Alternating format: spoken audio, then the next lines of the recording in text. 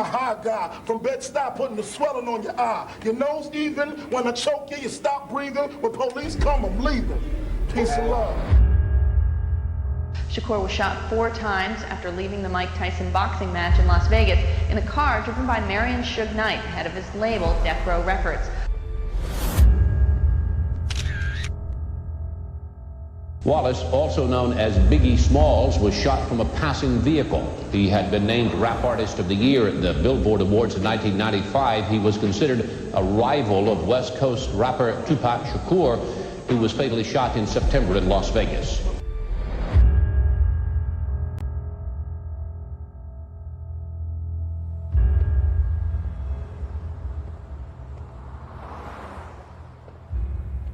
Throughout the decades, millions of hip-hop fans have debated between who was the person responsible for starting the entire East Coast-West Coast war back in the 1990s that found both Tupac and Biggie in the center of an outrageous beef that would unfortunately cost them their lives.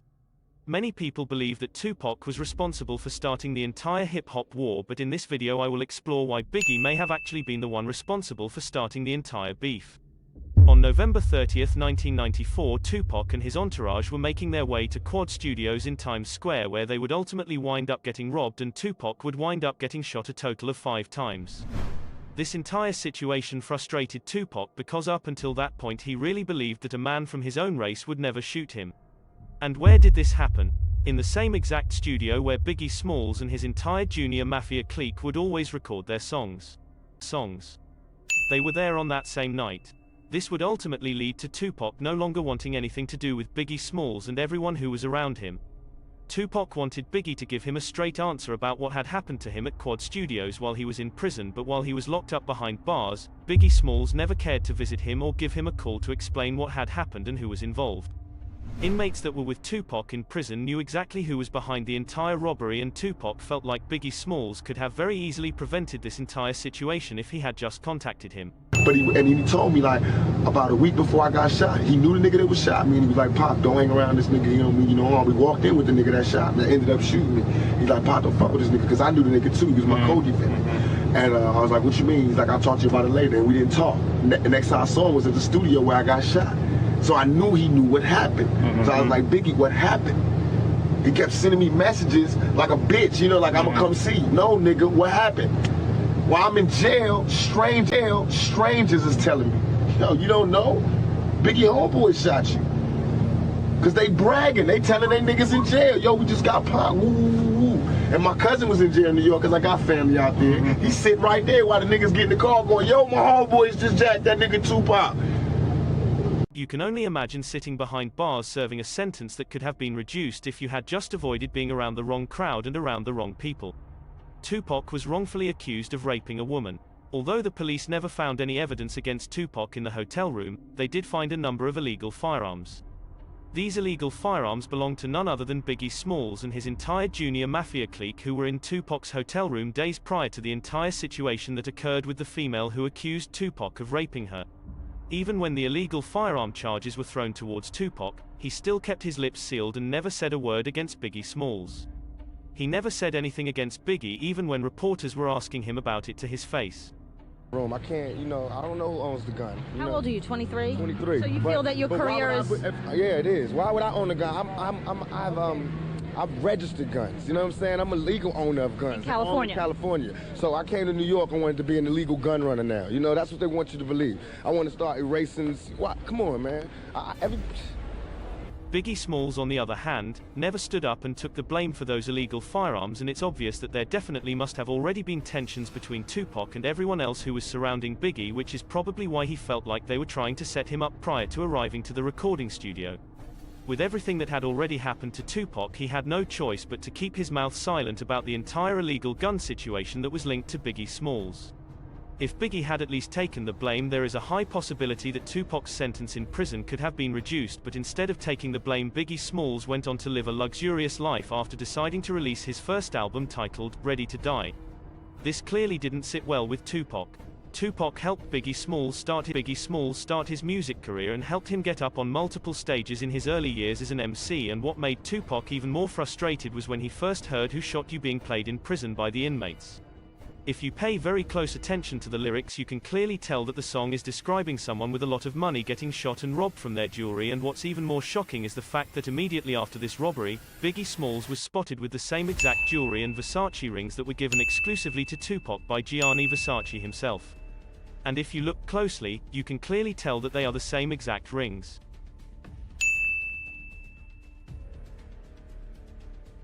Biggie was photographed wearing these rings months after Tupac was robbed from his jewelry in Quad Studios.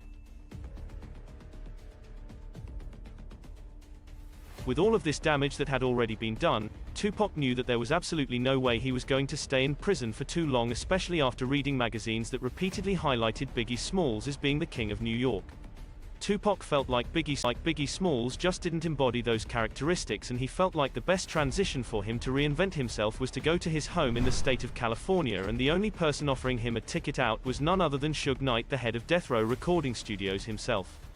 What many people think Tupac did after he was released from prison was start outlining a plan of attack against Biggie Smalls and the rest of the East Coast, but all of his attention and energy had actually gone into his new album All Eyes on Me, which became the first ever double rap album in history and the highest selling album in 1996. Now, here's where the beef actually started and why I personally believe Biggie Smalls insinuated it. In late 1995, when Tupac was busy recording his album in California, Snoop Dogg and his entourage were out in Times Square preparing to shoot a music video. Funk Master Flex was live on the radio speaking about their visit, and someone unexpectedly made a call that morning. It was Biggie Smalls. Biggie Smalls had said, and I quote in his own words, "Listen up New York, Tupac, Snoop Dogg and the Dog Pound are down in Times Square shooting a music video right now. Brooklyn, stand up." This was a clear and direct message from Biggie Smalls telling all of Brooklyn and New York to fire shots at Tupac. But here's what's very interesting. At the time that the shooting happened, Tupac was fresh out of jail and still had not said anything against Biggie. The entire Faith Evans situation hadn't happened yet, and the classic diss titled Hit 'Em Up from Tupac still had not been recorded, and all of this literally happened 9 months before that song was even released. So it's clear, judging by the actions Biggie Smalls made, it's clear as day that he really wanted to harm Tupac. Over the years, millions of hip-hop fans have already made Tupac the main villain of this entire beef, but they never speak about any of the actions that Biggie Smalls decided to make towards him, and as we already know, none of this sat well with Tupac, because if he had decided to go shoot that music video with the Dog Pound, he could have very easily been caught in the crossfire. As for the hip-hop fans who are still in denial, listen to Snoop Dogg tell Angie Martinez about this entire situation in his own words. I don't really have too many enemies or too many people that I dislike. Which is interesting, because didn't they shoot at you at the Dog Pound video in New York? Biggie called the shot. Allegedly. No, he did. Allegedly. He did. Okay. I heard it with my own 2 ears. I got a great memory. My is splendid. Allegedly. He did. We went to go see Funk Master Flex early that day, and he shined on us. We was going up to the radio station to do this.